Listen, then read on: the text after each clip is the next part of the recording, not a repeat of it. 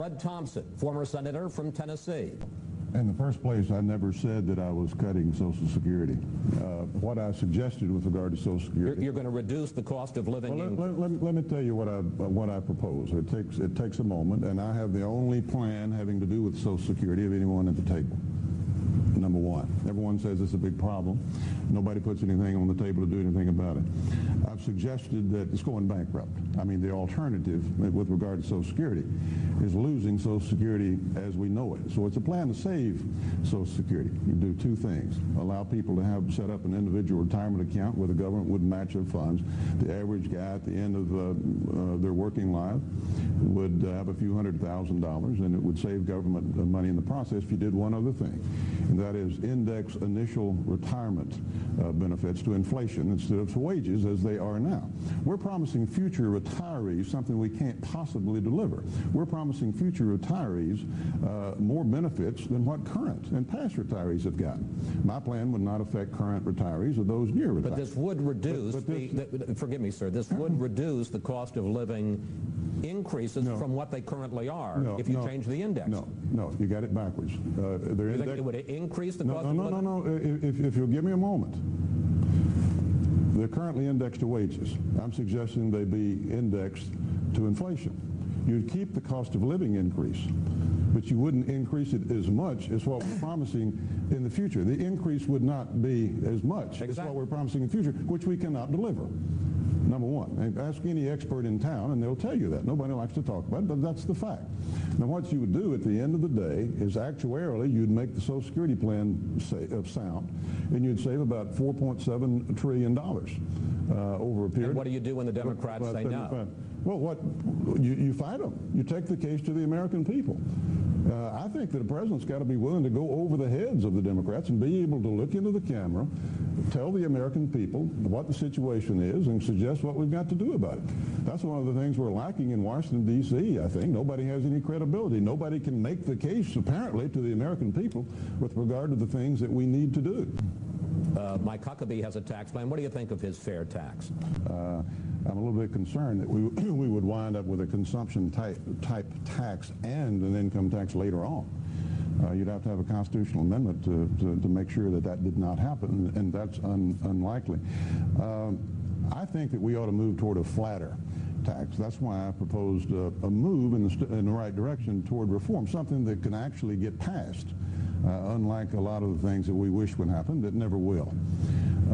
I think that a person ought to be able to fill out their taxes the way that they traditionally do if they want to, or have an alternative along the lines of a House Republican plan that's been tested and it's revenue neutral, that would say basically this: if you have an income of $100,000 or less as a couple, $50,000 as an individual, you're at a 10% bracket. And if you have over that, you're at a 25% bracket, and that's it. I mean, you get a personal deduction, but that's it. And you could have your choice. That'd be a major move. I think we would see a lot of people move toward that, and it would be a major step towards substantial tax reform, which of course is necessary. I mean, we've got a 66,000-page monstrosity now. Well, you know, we're all talking about change now. We had some folks vote in Iowa, and everybody came out of there now talking about change. Change has been a part of every election since the dawn of elections, if you weren't an incumbent. I think that what is more important is leadership. And what's more important as a part of leadership is telling the American people the truth and having the courage to do that.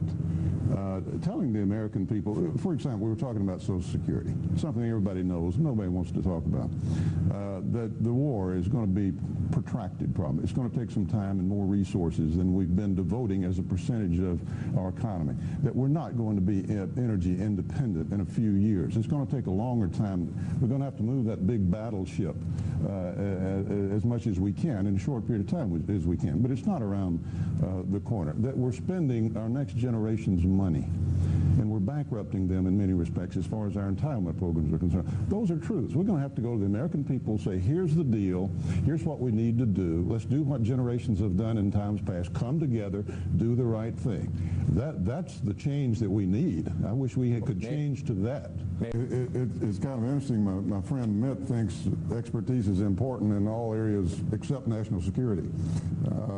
And of course, it is more important nowadays than it's ever been before. These are different times. We face different kinds of enemies, a more protracted conflict from radical Islam than a lot of people probably realize, and any of us would hope was the case, but it is, and it's important that we understand the world we live in. I'm not sure it has to do with the number of countries. I could add my countries to the list, and Pakistan, of course, and that part of the world, and others. But and I was on the Intelligence Committee, and I've met with our CIA officers in small, soundproof rooms in faraway places, talking about what was going on in that particular country. I was the Republican floor manager for the Homeland Security bill, which I like to think has helped somewhat us not have another 9/11. I was chairman of the Governmental Affairs Committee, which has proliferation jurisdiction among a lot of other things. So I think it is valuable. I disagree with my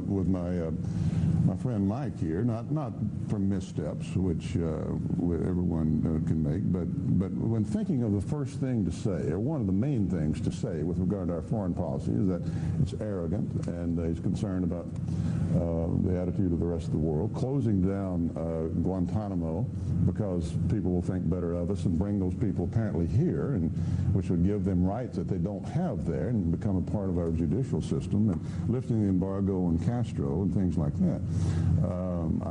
I simply disagree in terms of the view of the world and the kind of world that we live in. And finally, I'd say that on the issue of endorsement, I'm not sure what you're referring to about the Clintons, but wasn't that Ted Kennedy at your bill signing ceremony for your health care plan? Didn't he endorse that? Absolutely. Okay. I'll rest my case on health care. My friends here on both sides really had policies that basically were, if you make it in, you're kind of home free.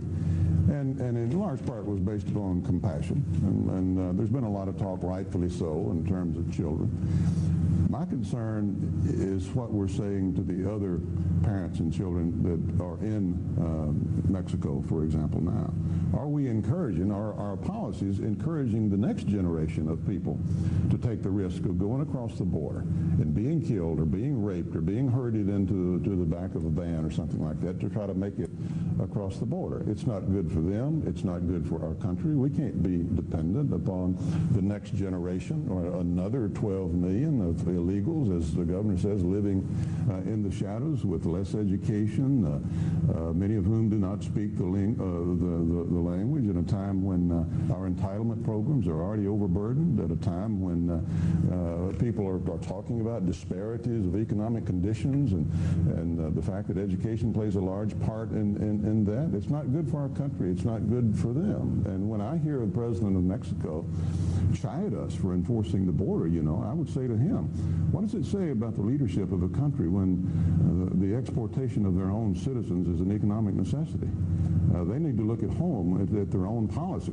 We're engaging in trade with them. We're doing some good things with Mexico. We're doing some work in the illegal drug and gang area. That's a good cooperative effort. I think that our trade agreements have been a net benefit for both countries, really.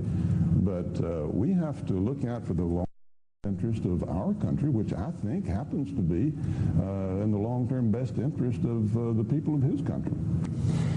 Substantively, I, for 8 years, fought for strong national security. I talked about my background a little bit earlier. Fought for 5 major tax cuts. We balanced the budget 4 times. Fought for good, strong conservative judges who would follow the law instead of making it up as they go along, and had a 100% pro-life voting record. I think the president has to have credibility and the courage to speak the truth to the American people. Occasionally, I had a 99-to-1 vote in the Senate where I was the only one. I'm interested interested in the future of my country and the kind of world my children and grandchildren are going to grow up in. It's not for a personal aggrandizement for me. I think that our better days are ahead of us if we as American people do our primary duty, and that is leave this place a little better than what we found it. I'm determined and committed to doing that, and I can provide the leadership to do that with credibility in the eyes of the American people.